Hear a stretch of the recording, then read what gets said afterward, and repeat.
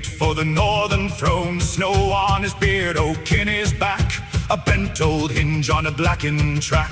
He heard the boar horns far beyond. He set his palm on the iron bond. Morrow can wait, he said to the night. I'll keep this wall till the dawn is white. Hold the gate, hold the gate, hold it till the dawn. Hold the gate, hold the gate, when the kings are gone. 9 torch lines shook in the sleet, with wolfskin boots and frozen feet. They came with axes, a rope and fire, with red-lit eyes and quiet ire. He never flinched, he never ran, just planted stone in a weathered hand. The beams cried out, the bolts bit deep, still he stood there and would not sleep. Hold the gate, hold the gate, hold it till the dawn. Hold the gate, hold the gate, when the kings are gone. The first blade struck, the splinters flew. A shard of ash cut the white sky through. He took the blow like a winter tree, bending but not breaking free. He spat cold blood on the frozen planks and laughed to death with broken thanks. Tell them above I kept my vow. The gate still stands and I stand now. Then came the drums from the eastern road, and every horn in the valley glowed. The torches swam like fish in a net. The gate was shaking, not fallen yet. He braced, one shoulder rolled one chain, and drove them back through hail and pain. The timbers moaned, the hinges screamed, but hope stayed lit in the crack between. Hold the gate, hold the gate, hold it till the dawn. Hold the gate, hold the gate, when the kings are gone.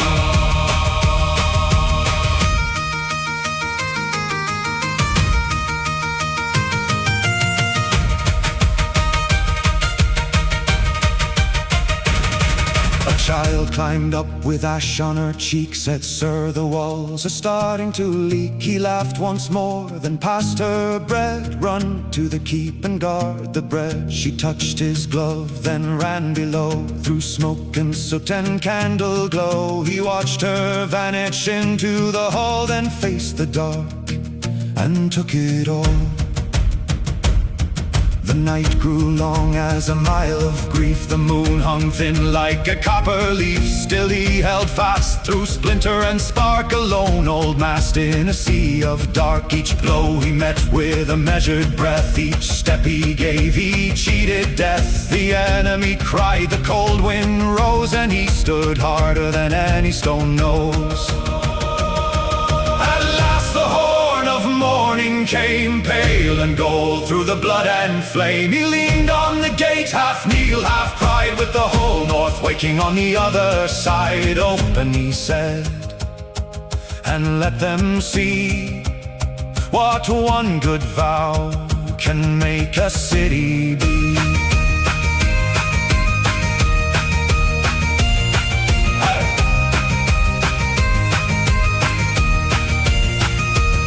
They found him smiling, thin and worn, like a field after harvest, trampled and torn. The king came down with his crown in hand, and bowed to the guard of the borderland. They named the gate for the man that day, the oak-rot keeper who would not sway. And every child that heard his name learned a small heart can outlast flame.